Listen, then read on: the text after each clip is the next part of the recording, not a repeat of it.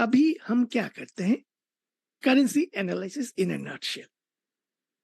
Dollar index 106.33, यहाँ पे 107 on the higher side and 105.50 on the lower side. इस range में चॉपी वॉलेटाइल बिहेव कर सकते हैं। एक बार इस रेंज से बाहर आ जाते हैं, पॉसिबली विश लिस्ट के हिसाब से नीचे की तरफ ब्रेक डाउन करते हैं, तभी एक ट्रेंडेड मूव हम एक्सपेक्ट कर सकते हैं। जीबीपी डॉलर में भी on the lower side 1.2050 and on the higher side 1.2350, इस 3 बीगी के अंदर में एक साइडवेज कंसोलिडेशन चॉपी बिहेव कर रहा है। इसको अगर एक ट्रेंडेड मूव करना है तो इस रेंज से बाहर निकलना पड़ेगा। As per the wish list ऊपर की तरफ ब्रेकआउट करना चाहिए, लेकिन क्या मार्केट फॉलो करेगा, नहीं करेगा? जीबीपी आईएनआर में भी on the lower side 100.30 and on the higher side 102.70 इस रेंज में कंसोलिडेट कर रहा है। इसी रेंज के अंदर में two way choppy volatile move हो रहा है। अगर एक ट्रेंडेड मूव होना चाहिए, इस रेंज के बाहर निकलना पड़ेगा। विश लिस्ट के हिसाब से ऊपर की तरफ ब्रेकआउट होना चाहिए, लेकिन विश लिस्ट क्या मार्केट फॉलो करता है, वो तो समय ही बताएगा। और यूरो डॉलर सिमिलरली नीचे की तरफ 1.0450 and on the higher side 1.07 के बीच में चॉपीनेस है।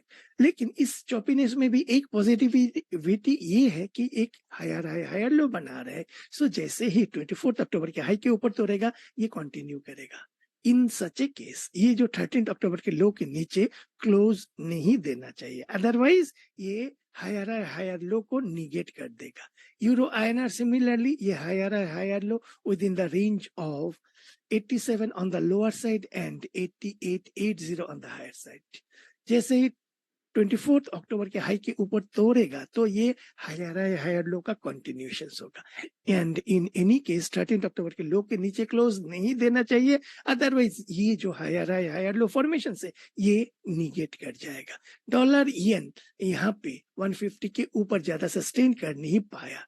बीओजे का मीन्स आपका एक्शंस हमें देखना है। हमें काफी समय से इंतजार है एक स्ट्रॉन्ग सेलिंग का, लेकिन हो नहीं रहा है। ये आईएनआर में कंसोलिडेशंस के बाद ऊपर की तरफ बेस आउट करने का प्रयास कर रहा है, बट यहाँ पे ये 10 अक्टूबर के हाई के ऊपर जब तक क्लोज नहीं दे देता है, ये रेंज में अटका रहेगा।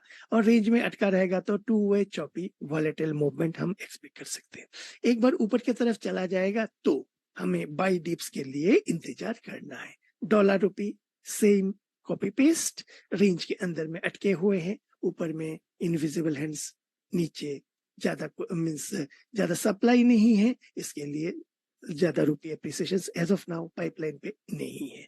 तो हमें एक ही चीज देखना है, invisible hands continue defending the levels और प्रोटेक्टिंग द लेवल्स, और यहाँ पे एक पॉज लेते हैं। एक बार अगर पॉज लेते हैं कि 8350 के ऊपर स्टॉप लॉसेस ट्रिगर होना चालू होते हैं या नहीं होते, ये हमें देखना पड़ेगा। ये हो गया आपका करेंसी एनालिसिस इन ए नेट।